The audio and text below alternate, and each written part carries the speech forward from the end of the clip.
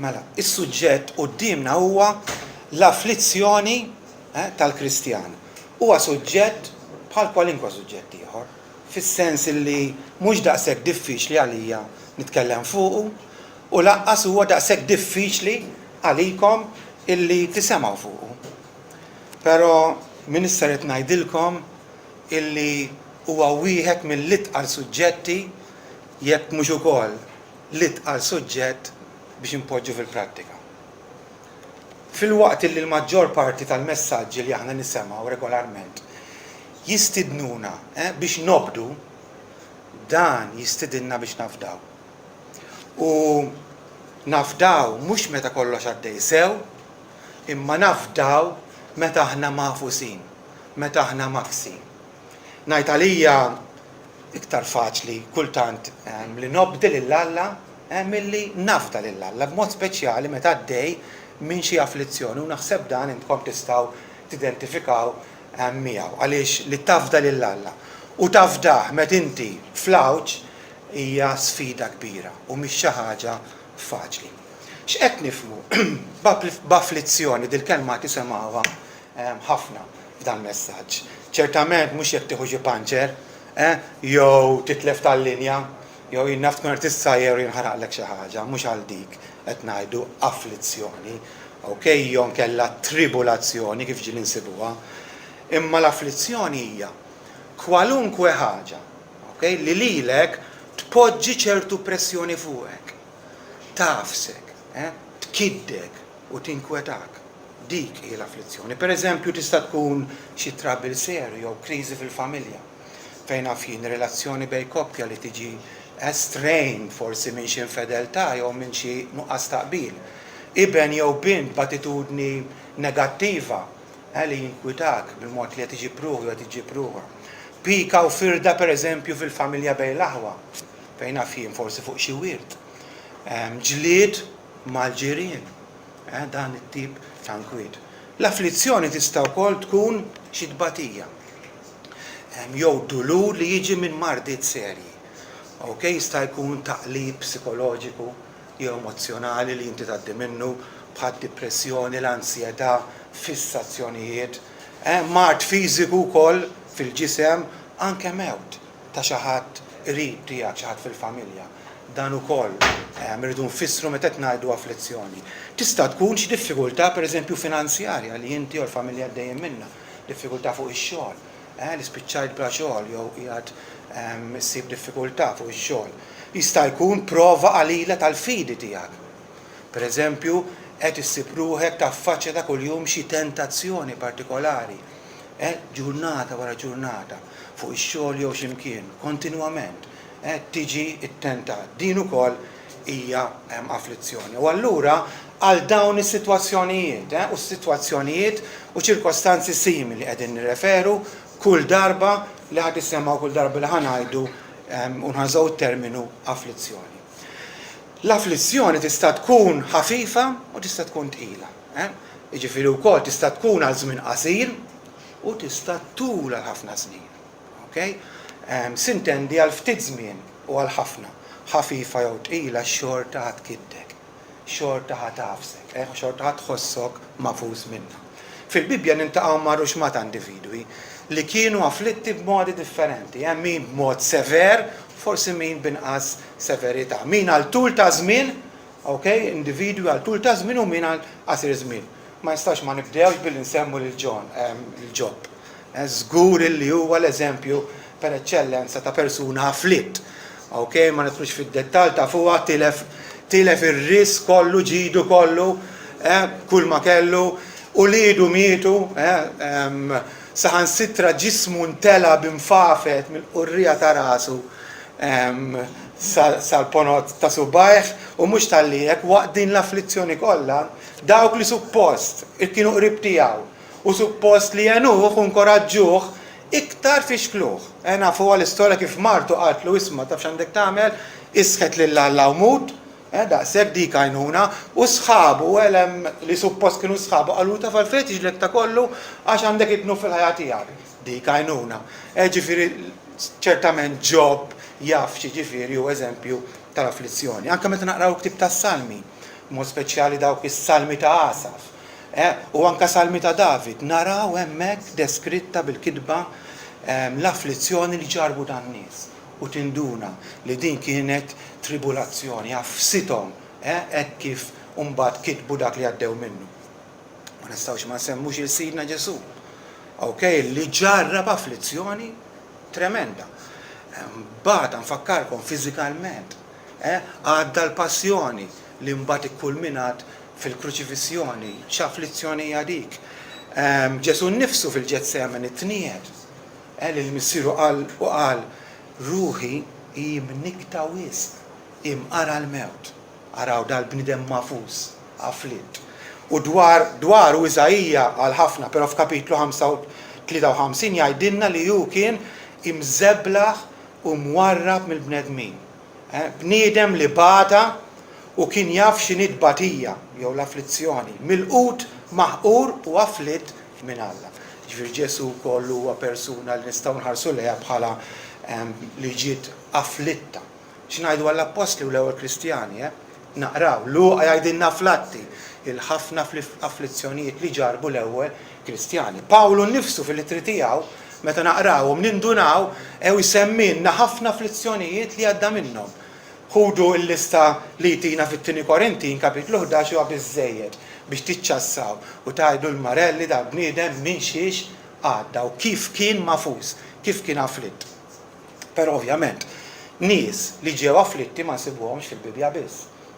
Fl-istorja ta' Knisja dejjem naqraw dwar nies li ġew afflitti. Mhux ħanqogħdu nsemmuhom għax kull wieħed minnhom kien afflitt. Dan anke jekk illum nieħdu llum Kristjani wkoll huma afflitti.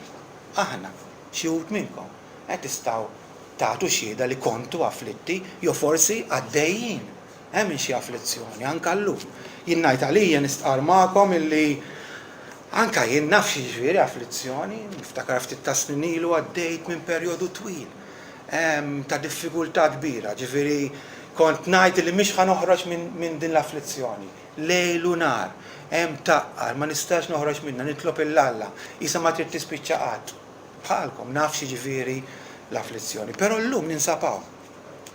Illum ninsapaw u dan mhux kombinazzjoni, jew għax infortunat, ninsapaw fuq kollox mill-bidu sal-aħħar bi grazzja tal-Alla. U din ma rridu ninsewha qatt. Mill-bidu sal-aħħar jien u ħafna oħrajn għaddejna mill-afflizzjoni bil-grazzja tal-Alla. Però mhux biss. X'kien qatt nirrifletti għad jien illum ninsapaw ukoll. Għaliex? Kelli stampa ċara ta' żewġ affarijiet. Stampa ċara ġifier dik biblika tal-afflizzjoni x'inhi u stampa ċara wkoll ta' x'kien mitlub minni f'dan iż-żmien. Jiġifieri fimt x'inhi l-afflizzjoni u fimt ukoll x'suppost nagħmel waqt dan l-afflizzjoni. U dawn ħajkunu żewġ punti u ħsibi ewlenin dan il-messaġġ. X'inhi l-afflizzjoni u wkoll x'għandha tkun l-attitudni u l-imġiba tagħna bħala Kristjani waqt l-afflizzjoni. Bekk nittama li nejnkom, jew intkom tkunu meħuna, ħalli meta ġarbu l-afflizzjoni u ħaġġarbu jekk mhux qed iġġarbu diġà, minflok tiswilkom ta' saħta, tkun ilkom ta' barka. Minflok telf l-afflizzjoni sarra fi gwadan. Minflok iddajjifkom tissodakom. Fuq kollox tkunu meħuna biex minflok tieħduha kontra Alla, jew forsi tiddubitaw imħabtu tafdawh. Dan huwa l-iskop ukoll u lan ta' dan il-messaġġ. Mela x'inhi l-afflizzjoni? Jiġifieri aħjar nistaqsu mistoqsija x'għandu x'jgħidilna Alla, mhux hekk dwar x'inhi l-afflizzjoni għax ċertament hu jaf aktar minn kull wieħed u waħda minnha il-verità. Prinċipalment tliet affarijiet ħanajdu. Kull persuna ġarrab xi forma ta' afflizzjoni, din Alla jgħidilna, taħt xi forma jew oħra, kulħadd. It-tieni, kull afflizzjoni ġejja minn Alla u kull afflizzjoni dejjem hija intenzjonata minn Alla biex tiswilna ta' ġid u mhux ta' ħsar. Ħa nikkunsidraw waħda waħda. Mela, kull persuna imini iġġarrab xi forma ta' afflizzjoni. Din hija l-konsegwenza, tal-waqa'. Ir-riżultat tan-natura umana midimba. hija r-riżultat u l-konsegwenza ta' dinja u soċjetà ikkontaminata mill-ħażen u mid-dnub. L-afflizzjoni hija parti mill-qagħda tagħna bħala bnedmin li qed ngħixu f'din dinja imwaqqa. Tolqot lil kulħadd, all right, anke lil dawk li jħobbu lil Alla, anke lil dawk li huma fidili leh, il dawk li qegħdin iservuh b'fedeltà, u għal daqstant ngħidu l-afflizzjoni hija inevitabbli, ġifieri int u jien ma nistgħux neħilsu minnha. Ma tistax taħraba, okay? Ma tistax tiżgiċċa minnha. Eżis, neħħu minn moħħkom darba l dejjem l-idea falsa li jista' jkun hawn illi għax int Kristjan, jew għax int Kristjana, u għax qed tipprova tgħix tajjeb u tobdi lill-Alla, Alla b'xi mod ħajfranka jilek. Alla ħajeżentak mill-afflizzjoni. Neħħuha minn moħħkom, għax din mhix il-verità li ppreżentanna l-Iskrittura. Fid-dinja għal Ġesu lid-dixxipli u jgħid lilna wkoll, fid-dinja għandkom it-tribulazzjoni jew l-afflizzjoni. Da Sidna Ġesu qed jagħmilha ċara. Fid-dinja aħna għandna it-tribulazzjoni. L-Apostlu Pawlu l-Korintini wkoll kitbilhom aħna, u qed jirreferi għal Kristjani, aħna it-tribulati, jiġifieri afflitti, mafusin, b'kull mod, jew b'diversi modi. Għalhekk mhux veru li n-nies talla li l-Kristjani għandhom xi privileġġ speċjali modi lilhom illi jeżenthom mill-afflizzjoni. Anzi, il-Kristjani antiki kienu jgħidu illi il-Kristjani aktar jinżammu fis-salmura milli fl-għasel. Kienu jużaw din is-saying. Xi ħadd ukoll qal ftit huma dawk il-pellegrini fit-triqthom lejn il-ġenna li ma jgħaddux mill-art ta' Bokim, bl-Ebrajk ifisser il-post tal-biki. Dana kien il-post fejn il-poplu kollu beka. Ftit huma dawk il-Kristjani li ma jgħaddux minn dan il-wied ta' biki, il-Bokim. Lid-dixxipli afflitti fl-Istra, Ikonju, anke Antjokja, Pawlu u Barnaba inkoraġġewhom dal-kliem.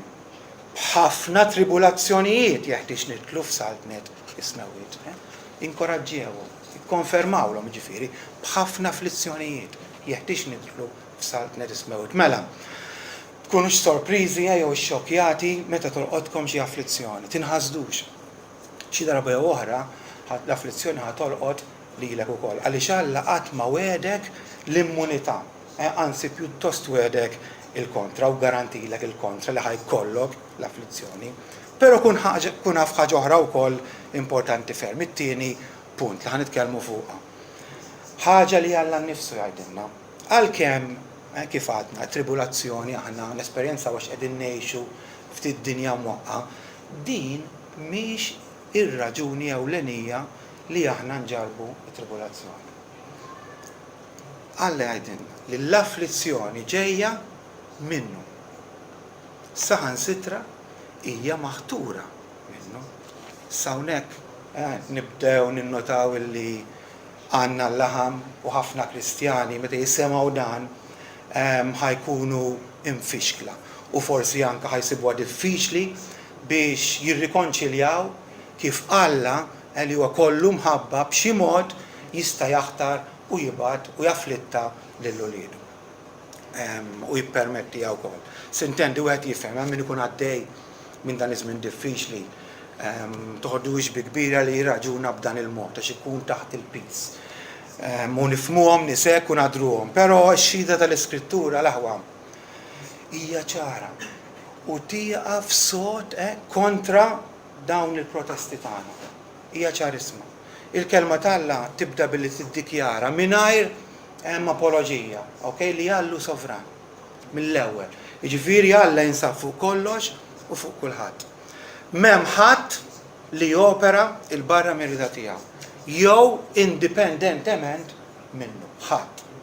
Ebda ħaġa fis-sema tgħidilna l-Iskrittura jew fl-art ma tiġri ħlief dak li mill-eternità Alla ddigrida u ħatar u ddeċida li jseħħ. Jiġifieri, aċċidenti, sorpriżi, x'kombinazzjonijiet ma jeżistux għal Alla, okay? Ma jeżistux għal Alla. Huwa hu li fl-erf tiegħu jaħtar kollox, anki l-afflizzjonijiet. U kull ma jiġri fuq din l-art, isseħ biss bil-permess tiegħu, taħt is-sorveljanza tiegħu u taħt il-kontroll sħiħ tiegħu. Li kieku mhux hekk, u din ifhmuha tajjeb, li kieku mhux hekk ma jibqax Alla. Ma jibqax Alla. U issa ma x'għandu xi jgħidilna Alla u nnifsu dwar l-afflizzjoni u dwar minn ġejja, isemgħu. Jiena żilt ftit mix-xhieda l-Iskrittura tatina. Fid-Deuteronomju naqraw hekk. Araw issa li jienu u m'hemm ebda Alla ħdejja. Jien immewwed u jiena nagħti l-ħajja. Jiena nidrob u jiena nfejja. U ħadd ma hemm li jeħles minn idejja. Fl-Esodu 4 jgħidilna, min għamel fomm il-bniedem? Min għamel l-imbikkem, it-trux, l-ama u l-minjara? Min? Mhux jien il-mulej? Jgħidilna. Fl-ewwel Samwel 2 naqraw hekk. Il-mulej jibad il-mewt u jagħti l-ħajja. Il-mulej iniżżel fl-imwiet u l-mulej itella. Il-mulej ifaqqar u l-mulej jagħti l-ġid. Il-mulej baxxi u l-mulej jolli wkoll. Ġeremija profeta f'kapitlu 32. Għax dan jgħid il-mulej, kif jiena ġibt fuq dan il-poplu din il-ħsara kollha, hekk issa tinġib fuqhom il-ġid kollu li jiena wedhom. U fil-biki ta' Ġeremija fil-ktieb tiegħu ieħor jgħid, mhux minn fomm il-għoli joħroġ id-deni u l-ġid. Amos, profeta ieħor jgħidilna, se tiġri xi ħsara fil-belt jekk ma jkunx għamilha l-mulej? U t-tweġiba hija le. Ir-reale f'Saramun, ir-re f'Ekleżjasti jgħidilna, fjum ir-risq fittex gawdi u fjum il-awġ oqgħod taħseb dan. L-awġ u r-risq min qassamhom Alla. Ġob li kien jaf x'inhi l-afflizzjoni kif għattilkom tal-liema il-verità u x'qal għaliex hu jidrob u jdewwi u jolqot u jdejh ifejqu. U kompla dik il-famuża sqarrija ħanilqgħu it-tajjeb mingħand Alla u l-ħażin ma nilqgħux. Eżiż, qegħdin taraw hemm minn ġejja l-afflizzjoni tagħkom. Qegħdin taraw x'jgħidilna Alla dwar l-afflizzjoni, mhux x'inħossu x'jgħidu dawk ta' madwar. Ovvjament, il-filosofi tal-antik u l-orrif moderni kif jisemgħu dil-verità ħajoqomsu, ħajirribellaw, ħajirvillaw li xi ħadd jgħidilhom li l-afflizzjoni ġejja minn Alla, hija maħtura minn Alla, l-istess jagħmlu dawk kollha li moħħhom għadu mdallam, li moħħhom għadu ma ġiex imġeddet mill-Ispiritu Santu. U jkollna ammettu anke xi Kristjani ġenwini jsibu diffikultà b'dil verità u jissaraw magħha u ġieli jresqu oġġezzjonijiet. Ħansemmilkom tnejn malaj. Għax allura bniedem jista' jgħid mela inti tajt jew allura meta naqraw fl-Iskrittura nifhmu li Alla huwa responsabbli għal ħażen, li Alla huwa responsabbli għad-dnub u għall-azzjonijiet ħżiena li jagħmlu n-nies biex jiġibu fuqna l-afflizzjoni. Assolutament le. Il-Bibja assolutament tgħidilna li minkejja it-treġġija sħiħa Alla. Mhuwiex possibbli, anzi impossibbli li Alla jkun l-awtur ta' dnub. Impossibbli. Alla anzi dnub jikkundannah, Alla jikkastigah u b'mod meraviljuż Alla wkoll għandu ħabta joħroġ it-tajjeb ukoll minn nuqqasijiet u mid-dnub. U dan jagħmlu għax hu Alla. Ħanfakkarkom fil-ġrajja ta' Ġona. Okej, għax hawnhekk għandna tagħliema importanti.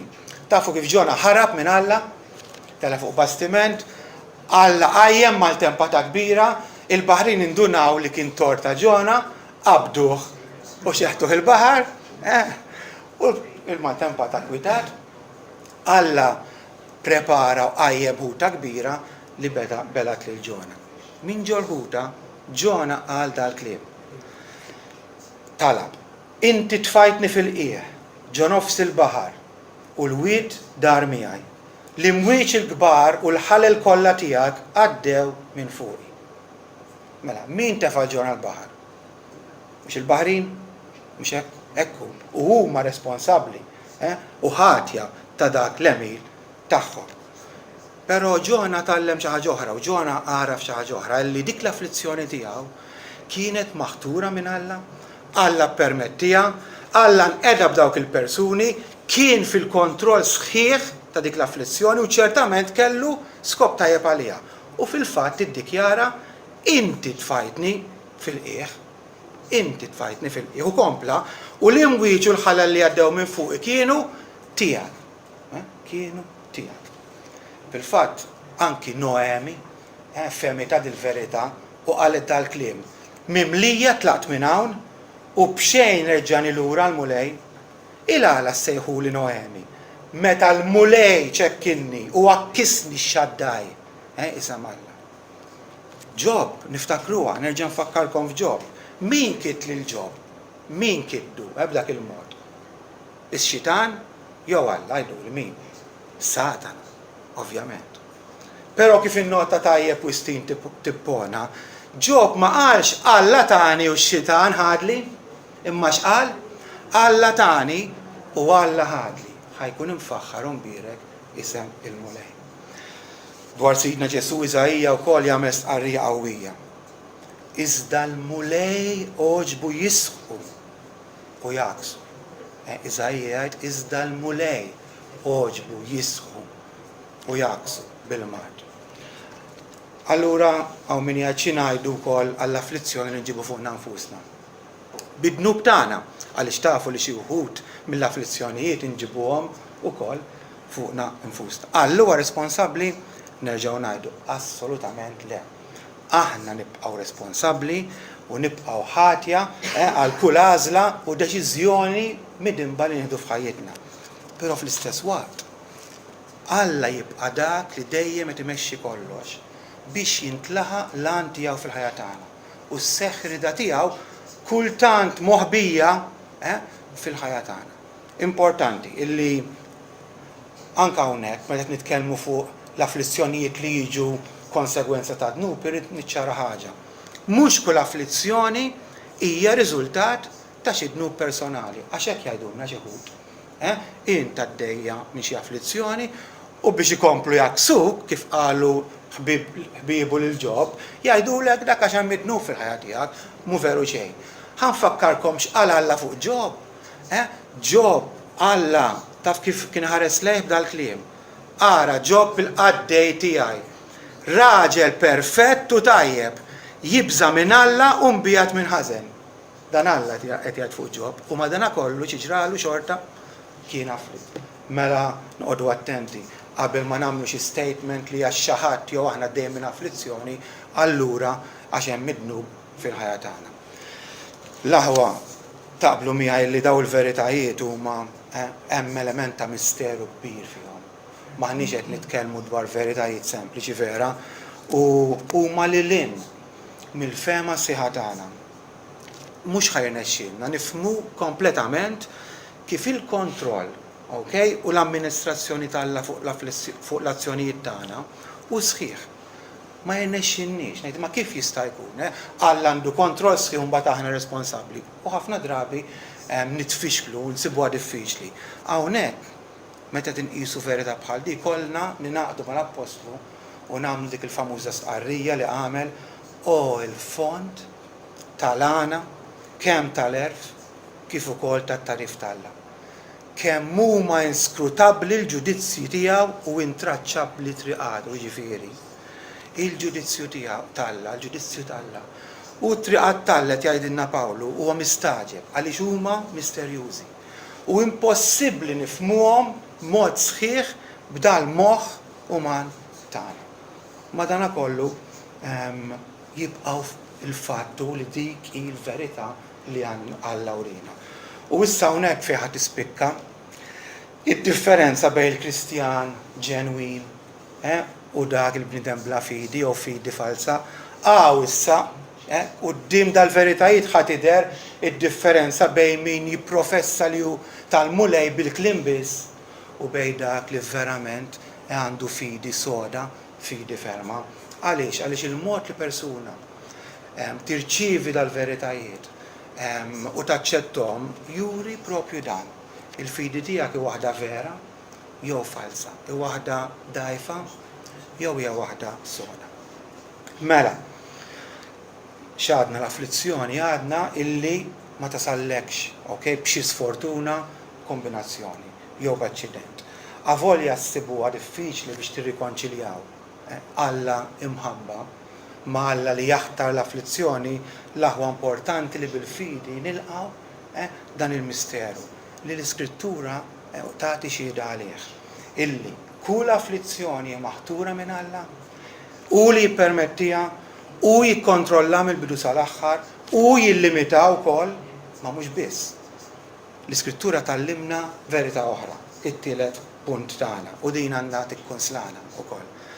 Illi kull afflizzjoni avolja se tkidna, avolja fiha nnifisha qatt mi xi ħaġa pjaċevoli, mhix xi ħaġa sabiħa, minkejja dan kull afflizzjoni mibgħuta biex tkun ilna ta' ġid.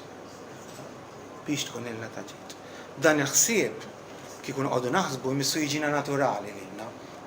Imissu jiġi naturali jekk aħna nafu lil mulej għaliex. Għaliex nafu li Alla li hu ġust, Alla li hu ħanin, Alla li hu kollu mħabba, ċertament qatt u b'ebda mod mhu se jiddigrita jew jippermetti xi ħaġa li tkun ilna ta' ħsara. Hekk jew mhux hekk. Hekk ikun nafuha il-verità u konvinti fuq dan Alla. Normali ngħidu mela allura żgur il-mod li qed jitratta miegħi Alla permezz tal-afflizzjoni ħajiswili ta' ġid. Għax dan huwa Alla, Alla huwa dejjem ħanin, Alla huwa dejjem imħabba. Jafu li dejjem Alla ħajtratta magħna bbażi tal-imħabba tiegħu. Mela allura kwalinkwa ħaġa, anke jekk mhux qed nifhmuha kompletament, suppost għandna naslu għall-konklużjoni li hija għall-ġid tagħna. Tajjeb li niftakru wkoll jekk nafu lil Alla li dejjem l-afflizzjoni tkun imrażna. Imrażna, ġifieri Alla dejjem ħajħu ħsieb li jpoġġi ċertu limiti fuq dik l-afflizzjoni biex ma taffiġniex. Limiti ta' severità, limiti ta' żmien, eċċetera. Fl-ewwel Korintin naqraw hekk ara. Ebda tiġrib jew afflizzjoni ma qabadkom ħlief dak komuni għall-umanità kif rajna. Imma allu fidil li mhux ħajħallikom tkunu mġarbin jew afflitti lilin milli kapaċi tifilħu. Mhux ħajħalli, ma jistax ħalli. Iżda ma tiġrib se jipprovdi l-ħruġ ukoll. Ħalli tkunu tistgħu tissapportuh. Għal daqstant l-ewwa nkunu konvinti minn dan li kwalunkwe afflizzjoni li nġarbu dejjem hija intenzjonata għal ġid tagħna. Pritkaw lilkom infuskom dil-verità u hemmnuha. Is-Salmista f'Salm 117 jgħid hekk: Swili ta' ġid li jakkisni għax tallimt il-mandamenti tiegħek. Swili ta' ġid. Martin Luteru darba qal li qatt ma nnexxielu jifhem ċertu salmi sakemm kien afflitt. Ġifieri qed jgħid li l-afflizzjoni swietlu għax kieku ma kienx jifhem ċertu salmi. Charles Spurgeon, il-famuż predikatur u li matul ħajtu ġarrab afflizzjoni għalhekk. Dawk li jgħodsu f'ih il-baħar tal-afflizzjoni itellaw perli rari. U anka Samuel Rutherford kien jgħid kull darba li nsib ruħi fil-kantina mudlama tal-afflizzjoni infittex l-imbejjed tal-prima kwalità tal-mulej. Araw kif kienu jirraġunaw dawn ħutna Kristjani. Fuq qed jitkellmu eżattament x'inhuma daw il-perli rari, daw l-imbejjed tal-prima kwalità, ġifieri x'benefiċċji. Alla jridna nigwadanjaw. Għax tajb li nkunu nafuhom, importanti li jkunu ċari kif ħanigwadanjaw mill-afflizzjoni. U Alla urina, Alla irrivelanna x'inhuma daw il-benefiċċji u ħanarawhom. ħanarawhom mhux kollha ma ħanaraw numru importanti minnhom. Apprezzaw ħaġa. Apprezzaw il-fatt li Alla għoġbu jinżel għal-livell tagħna u jispjegana ir-raġunijiet għala titratta magħna f'dan il-mod. Jiġifieri kieku ried Alla seta' ma m'għamilx hekk. Seta' ta' Alla li hu ħatar l-afflizzjoni, bat l-afflizzjoni u ma tani spjegazzjoni xejn. Laqqas biss urina il-benefiċċji, però urina l-benefiċċji u ħansemmuhom ftit. L-ewwel nett, permezz tal-afflizzjoni Alla jittestja s-sodizzja tal-fidi tagħna. Alla jaf kollox. Mu jaf sew aħna kemm aħna verament serji fejn niġu biex nirrelataw miegħu bil-fidi. Però jixtieq ukoll li anke aħna nkunu nafu għax kultant aħna inqarqu bina nfusna. Aħna ngħidu qegħdin hawn, mentri jista' jkun li Alla qed jarana hawn. Okay? U allura l-imġiba tiegħek u tiegħi u l-attitudni tiegħek waqt l-afflizzjoni juruk int x'tip ta' Kristjan int. Jiġifieri, l-afflizzjoni u l-imġiba tiegħek hija l-prova u l-evidenza tat-tip ta' fidi li għandek. Għaliex meta ssib ruħek fl-afflizzjoni x'tagħmel? Saqsilek innifsek x'tagħmel? Tippanikja, tindanna, tirribella, toħda kontra Alla. Jew nkella ddur lejn Alla u tissottometti ruħek għalih fil-kwiet. Aħna ngħidu aħna soldati tal-mulej. Soldati. Kultant Alla jaħtar jibatilna l-attakki tal-għadu biex jara x'tip ta' soldati aħna. Aħniex soldati tal-azzar jew nkella soldati beżżija. U dan jagħmlu permezz tal-afflizzjoni. Jiġifieri l-afflizzjoni sservik għax turik int x'tip ta' Kristjan inti. U dan jiswilna. Għandna bżonn ikun nafu l-verità. Mhux biss permezz tal-afflizzjoni Alla jurina wkoll x'inħobbu realment. Alla jridek taraf, okay? Lil min jew xiex toż l-aktar. X'inhu dik il-ħaġa dak il-persuna li l-iktar hija żiża għalik. Fid-Deuteronomju Mosè qal l-poplu hekk. Ftakar fil-mixja kollha li mexxik il-mulej Alla tiegħek. Matul dawn l-40 sena fid-deżert biex iċekknek u jġarbek għalfejn ħalli jkun jaf x'għandek f'qalbek.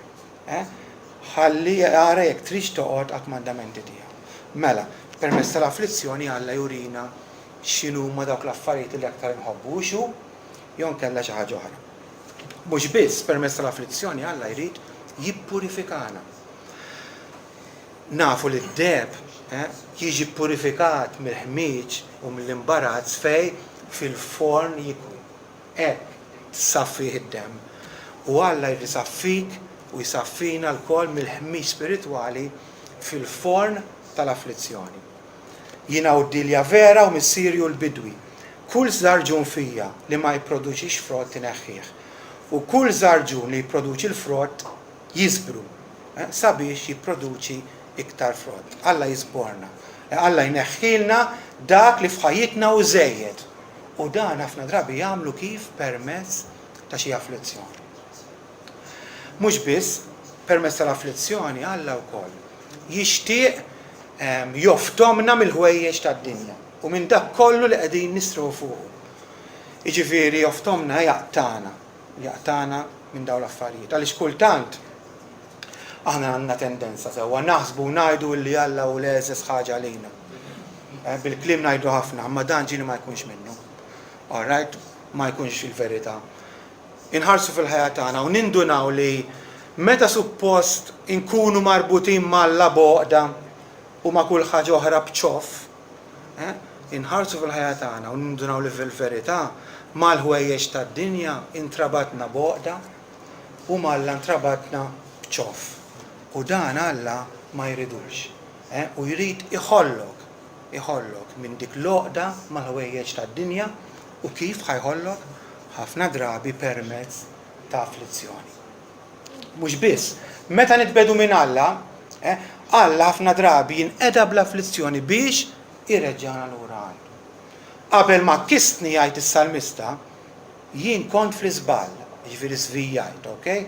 Immissa nħares il-kelma tiegħi. Taraw, kien żvijat qabel ma ksur mulej, imma issa wara li jaqsu l-mulej bl-afflizzjoni, issa minħares il-kelma tiegħi. Alla wkoll għandu ħabta jinqeda bl-afflizzjoni biex jimbottana għat-talb. L-aħwa hija ħaġa komuni vera li meta nkunu għaddejjin kollox sew. Li meta għaddejjin kif jgħidu fuq ir-riħ ta' filfla għandna tendenza li nibdew nitraskuraw il-Alla. Nibdew nitwarbu minnu u nibdew ninqataw anka mit-talb. Imma appena tinqalanna xi ħaġa, xi inkwiet arana niġru dritt, nerġaw nitolbu. Okay? Jiġifieri din hija r-realtà tagħna. Nerġgħu nsemmu l-Ġona. Tafu x'kienet jagħmel Ġona meta kien komdu fuq il-bastiment, xejn ma kien qed jagħmel, riqed. U meta kien fżaq il-ħuta x'għamel? Talab. Araw differenza, aħna fil-kumdità relax ma nagħmlu xejn. Fl-afflizzjoni Alla jrid juża biex jimbuttana għat-talb. Hemm xi ħadd fostkom isofri, jgħidilna ġagbu jew jinsab xi trabil, ħajitlob. Għalhekk l-afflizzjoni tiswilna wkoll għaliex treġġana lura lej Alla u timbuttana u titfana terġa' f'riġlejh għat-talb. Ħaġa oħra importanti ferm li rridu nifhmu li Alla wkoll permezz tal-afflizzjoni jrid jiddixxiplinana. X'jiġifieri? Jiġifieri jagħmilna dixxipli aħjar. Kemm il-darba minn hawnhekk tisemgħu teħġiġ biex tfittxu dawk id-dixxiplini spiritwali. Il-qari tal-kelma, il-meditazzjoni, hekk għandna top fl-irtir sħiħ, it-talb, dawn id-dixxiplini spiritwali kemm il-darba minn hawnhekk tismgħuna nħeġġukom. Għaliex dawn huma l-mezz li Alla ħatar biex tiggwadanjaw intom. Biex tiggwadanjaw, biex timmaturaw bħala dixxipli, u jekk verament tridu timmaturaw bħala dixxipli, tridu tkunu intom li tiddeċiedu li tfittxuhom, mhux hekk inti tiddeċiedi tibda titlob jekk trid timmatura. L-afflizzjoni hija l-unika dixxiplina spiritwali imposta fuqna minn Alla mingħajr il-permess tagħna. Nistgħu nifhmu għalfejn.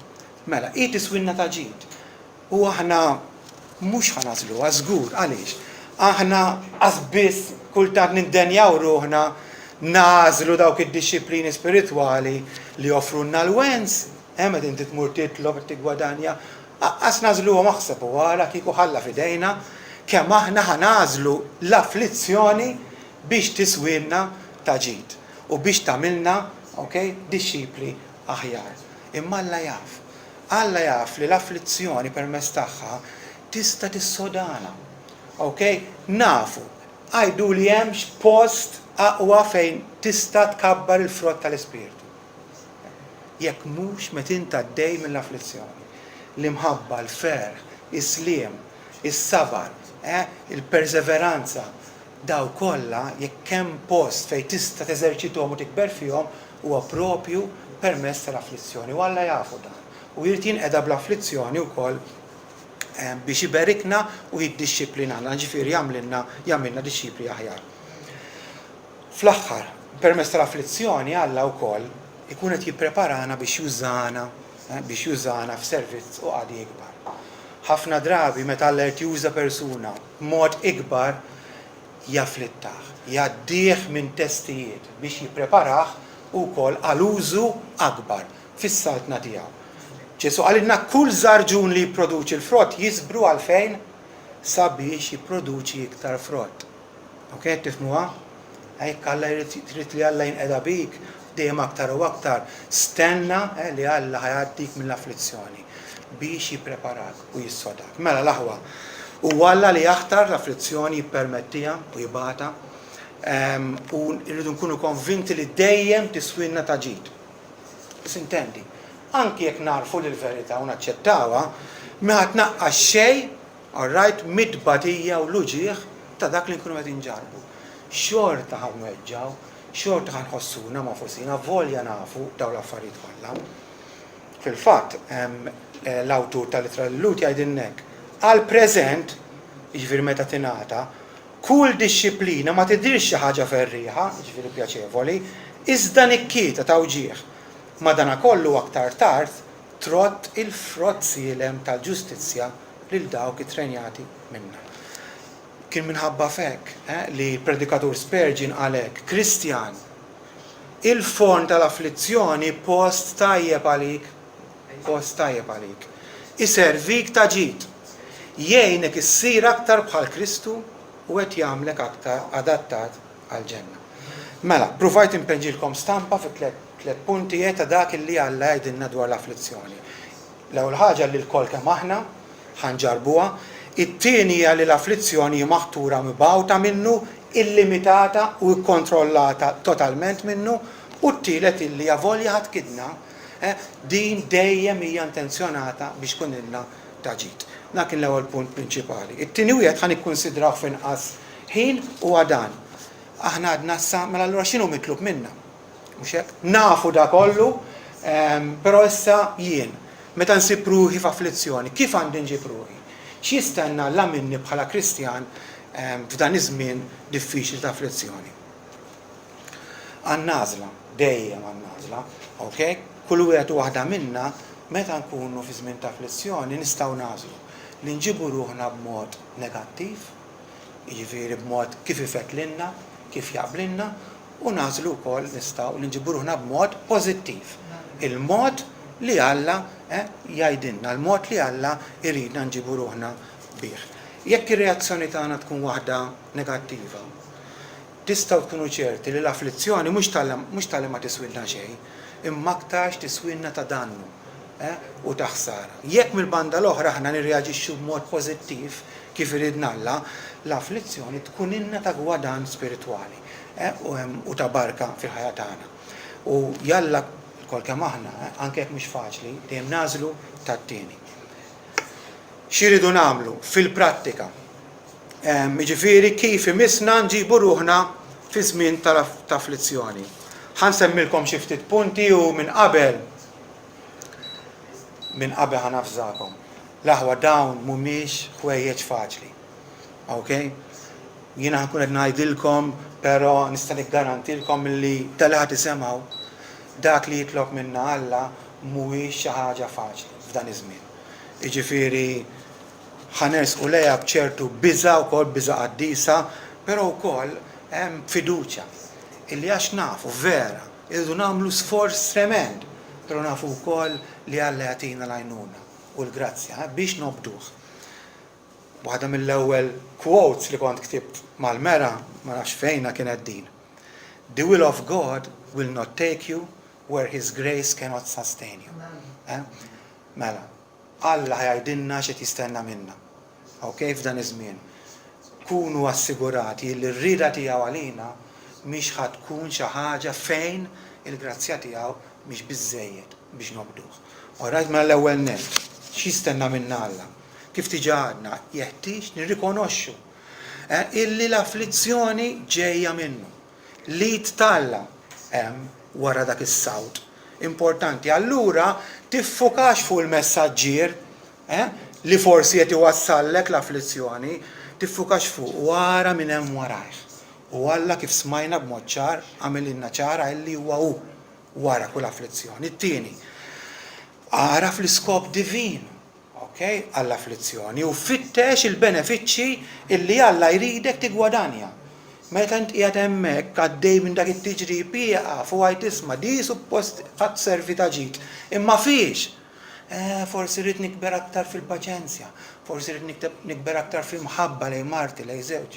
Ieqaf it-tieni ħaġa, u fittex u sib il-gwadan li Alla intenzjona biex tirċievi permezz tal-afflizzjoni. It-tielet, ħaġa oħra mhix dejjem faċli, issottometti ruħek għar-rida t'Alla, ġifieri sib postok għar-rida t'Alla. Araf ukoll illi la dik l-afflizzjoni messet lilek bil-fors ir-rida t'Alla lik. Kieku mhux hekk, billi hu Alla u Alla jista' kollox, u Alla kapaċi, omnipotenti, kieku żgur kien ħajproteġik minnha. Żgur kien kapaċi għax jista' jeħlisilek u jifrankak. Allura la waslitlek sinjal li hija r-rida tiegħu għalik. U allura li hija r-rida tiegħu għalik issottometti ruħek għar-rida tiegħu. Kun manswed. Għandna ngħidu kwieta lil ruħek, quiet your soul. Importanti ħafna din, tirribellax. Kemm nies joħduha kontra Alla u Alla ġust, għaliex jiena u niddubita jekk vera Alla wara kollox kien xi ħobbni għażilniex. Le, issottometti ruħek. U tibżax tissottometti ruħek għar-rida tiegħu. Għaliex anke jekk m'intix kapaċi tifhimha mod sħiħ, ftakar minu dak Alla li inti tajt li temmen bih. Li huwa Alla li dejjem jimxi miegħek b'imħabba, dejjem, ma jistax ifalli. Importanti. Ħaġa oħra din li għenitni wkoll meta ftakart, tkunux bla paċenzja, okay? U tiġġennux biex teħilsu mill-afflizzjoni kemm jista' jkun malaj. Issa tifhmuha tajjeb. hija l-attitudni tagħna. Allura qed ngħidilkom jien biex jekk intkom tistgħu teħilsu minn afflizzjoni ma tfittxux il-ħelsien, ma tfittxux is-soljiv le. Aħna qed nitkellmu dwar dik l-attitudni illi tiġġennen u ħattik rasek u tara fejn ħadd tagħmel u fqant minn ħadd tmur biex teħles minn dik l-afflizzjoni. Fuq dan qed nitkellmu tkunux hekk. Jien niftakar fil-bidu li bdejt għaddej kemm nies ġew mur għall-psikjatra, mur ħajtik il-pinnoli mill-ewwel. Again, era ma jmux ikun hawn xi ħadd jifhimni ħażin li qed ngħid jekk int marid m'għandekx tfittex tabib, eċetera, mhux dak qed ngħid. Imma mhux dak il-ġen li jekk Alla għoġbu iwassallek afflizzjoni mill-ewwel li trid toħroġ minnha. Okay? Tiġġennux, imxu bil-aqal, bil-mod, għarfu xiri Alla minnkom. Jekk għandkom bżonn nitolbu parir. Orajt ħalli dil-erja ma jkun hawn ħadd min jifhimni ħażin. Ġifieri importanti fl-afflizzjoni kunu kalmi, waraw Alla xirrit minnkom. Dana l-eżempju tiegħu Ġesu nnifsu u hekk. Meta talab missier jekk ikun possibbli ħajaddi minni dan il-kalċi. Okay? Imma mbagħad fl-istess nifs qal madankollu mhux kif irrid jien iżda kif trid int. Mela le ħaneqrob quddiem Alla u ħanajdlu jeħlisni, però fl-istess ħin għandu kapaċi nistenna iż-żmien tiegħu. Fi żmien ta' afflizzjoni u dina wkoll hija importanti, evitaw deċiżjonijiet maġġuri. Tiddeċidix li tbiddel xi ħaġa importanti f'ħajtek meta għaddej jew għaddejja minn xi afflizzjoni. Jgħidu fl-afflizzjoni meta dawk is-soldati li qed jiġu bombardjati x'jagħmlu dak il-ħin? Iqumu jħarbu jiġru jinżawlu l-formi lej jintefgħu hemm u jistennew. Jifqu hemm digging in. All right? Attenti. Meta int għaddej mill-afflizzjoni tbiddilx direzzjoni, anzi, ippersisti fid-doveri tiegħek. Ftakru għadi, tiqafx titlob, jekk inti s-soltu qed titlob, tbiddilx id-direzzjoni, ibqa' itlob. Jekk inti tattendi l-Knisja, ibqa' attendi l-Knisja. Jekk inti involut f'xi ministeru, mhux tieqaf, tmur lejn il-pastor tgħidlu ħajkolli nieqaf tax għaddej. Le, din hija importanti. Fi żmien ta' afflizzjoni ibqgħu hemm, ippersistu. Għax inkella ħatgħaddi minnha u ħajdispjaċik. Okay, ħajdispjaċik. Importanti. Ħaġa oħra, ftakar illi fl-afflizzjoni, okay, għalkemm inti ħaġġarrab, m'intix l-ewwel wieħed, okay, li qed iġġarrab, ħafna qablek u forsi anke miegħek ġarbu. Mela allura ħaġa li tgħinek fl-afflizzjoni huwa ftakar, okay, f'dawk li mxew qablek. Ftakar fl-eżempju tagħhom, fl-afflizzjoni li ġarbu u imithom. Ara kif ġabu ruhom u għarmi bħalhom. Għaliex hemmhekk għandna eżempji tajbin. Jistgħu jkunu eżempji naqraw fil-Bibbja, jistgħu jkunu nies ta' madwarkom, importanti. Ħaġa oħra, xi ħadd qal meta Alla jmiddek mal-art, ħares lejn is-sema. Kemm hija importanti din. Meta ssib ruħek darek mal-art, ħares lejn is-sema. X'jiġifieri? Tafu kemm tkunu mewwin meta fl-afflizzjoni, minflok toqgħodu tewdnu u tħarsu b'xed inħoss, minn xi xaddi, ara x'għamlitli, ara x'għamilli, minflok tħarsu l-ħin kollu l-ġewwa, tiefqu u tħarsu l-barra. F'dak il-ħin ħares lejn Alla. Ħares min hu Alla, ħares u aħseb fl-attributi tiegħu, ħares u ftakar fil-karattru tiegħu, ħares u ftakar x'għamel għalik. U tafu kemm tkunu mewwin, u tafu kemm il-darba du tagħmluha din, darba wara oħra. Għax il-ħin kollu fl-afflizzjoni ħassibulkom infuskom ħatħarsu l-ġewwa. U kull darba tridu tagħmlu sforz u tajdu ħanħares il-barra. Tajġ kemm hija għajnuna din, u din Alla jitloba minna il-koll. Għamluħ ta' spiss, għamluħ ta' spiss, dan iċ-change. Fl-aħħar net, fittex is-sapport ta' ħutek. Kemm Kristjani jaħbu, jiddispjaċina. Hekk nara xi ħadd, ġurnata minnhom xar minnu da, daqshekk, spiċċa, ma tkisser. Da ma tkissirx, jew ma tkissritx f'sekonda, da żgur li persuni ilu għaddej mhix problema. U qatt ma fetaħa ma' xi ħadd. Tagħmlux dal-iżball l-aħwa. Fl-afflizzjoni fitxu s-sapport ta' ħudkom. Ok, importanti, taħbux, tinqatawx, tiżolawx lilkom infuskom, m'hemmx għalfejn titlevu għaw tajt il-kulħadd. Imma kemm hija ħaġa sabiħa li titkellmu ma' xulxin. Forsi ma' ftit nies u forsi affarijiet oħra anke mela mal-Knisja għaliex. Għaliex jekk tagħmlu hekk suppost għandek issib lil ħutek li jitolbu għalik. Mhux hekk? Jekk taqsam l-afflizzjoni suppost jimxu miegħek, jissapportjawk, jifqu miegħek spalla ma' spalla, iserħuk u jekk hemm bżonn jirrilivjawk minn xi toqgħodu pis.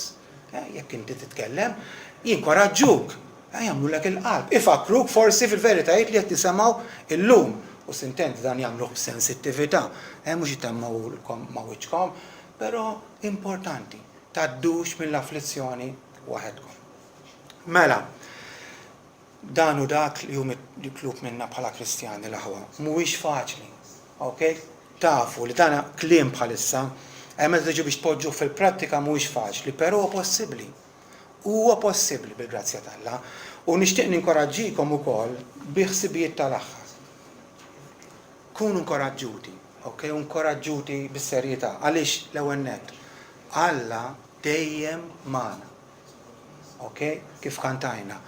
Alla jinsab dejjem miegħek. Dejjem qatt mu ħajtilqek, qatt mu ħajinsik. ċertament, mhux ħajkun qed jagħmel xi ħaġa oħra li jingħad, le, Alla dejjem miegħek. U qiegħed miegħek tafu għalfejn, number one biex jippreservak mill-ħsara. Lill-uliedu aħna għadna. Alla ma wedhomx li mhux ħajintaqgħu ma' afflizzjoni, vera? M'hemmx garanzija, però x'wedhom Alla fl-afflizzjoni. Isemgħu Eżajija 43. Anke jekk tgħaddi mill-ilma jiena miegħek. Anke jekk taqsam ix-xmajjar ma jerqukx. U anke jekk tgħaddi min-nar ma tinħaraqx u l-fjamma ma tibelekx. Dan Alla qiegħed miegħek. U dan Alla wedek dal-kliem. Alla qiegħed miegħek ukoll biex ifarġek fl-afflizzjoni, kif naqraw fit-2 Korintin, huwa Alla missier Sidna Ġesu Kristu, il-missier tal-modrijiet u Alla ta' kull faraġ li farraġna fl-afflizzjoni kollha tagħna.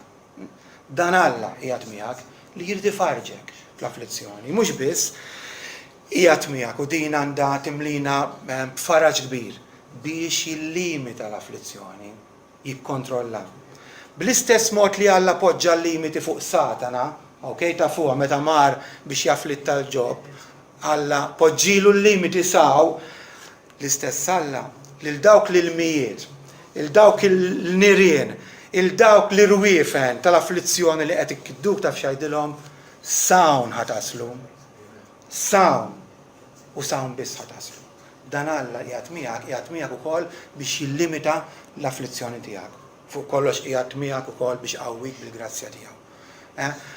Kollox niflaħ nagħmel bil-qawwa ta' dak li jiffortifikani, jew bil-qawwa tal-grazzja tiegħu.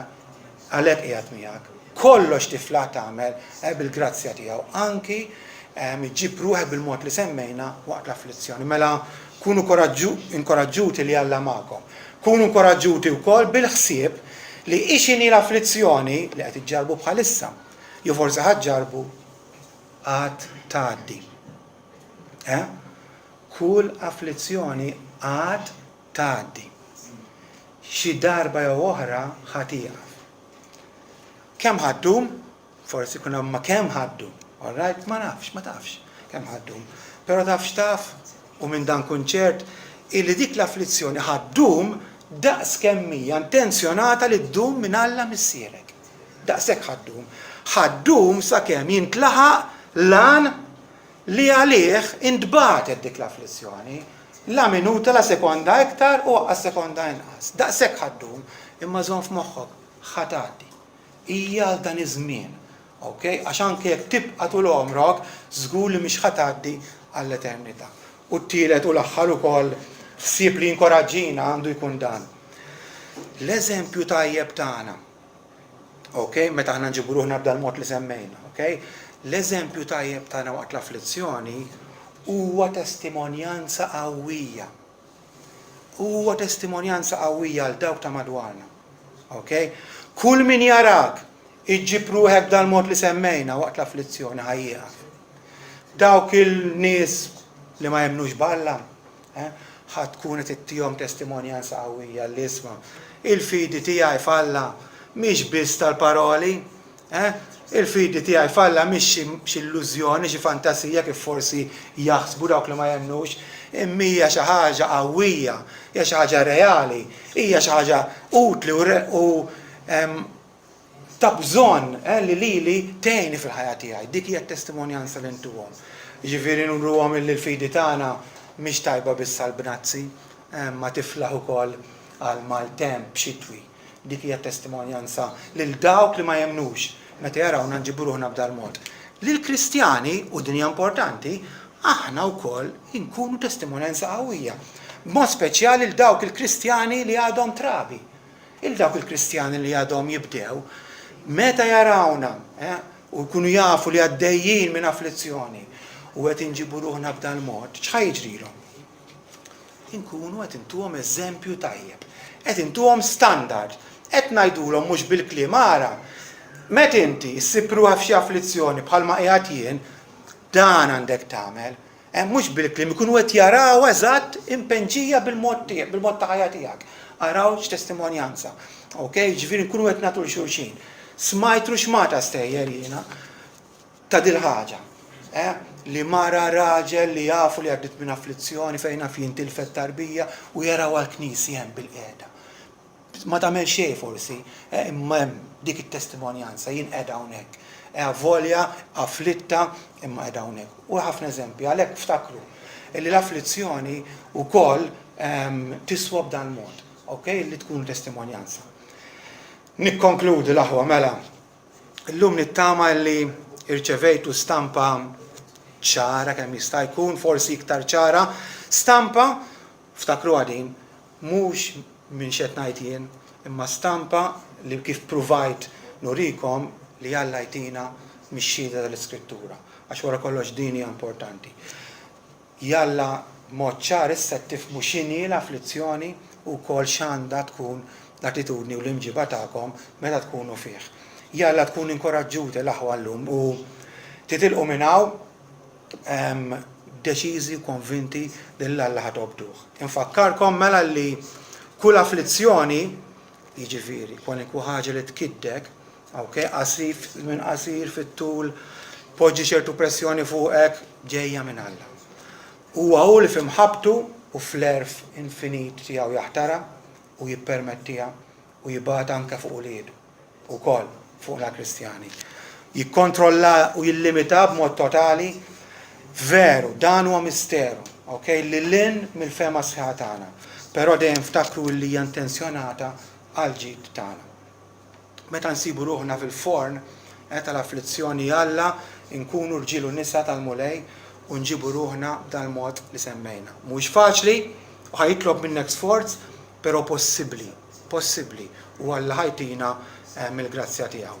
Fl-aħħar mill-aħħar ejja nkunu konvinti, u niftakru illi kollox jaħdem fl-imkien għal ġid ta' dawk li ħobbu lil Alla, għal dawk li huma msejħin skont l-għan tiegħu.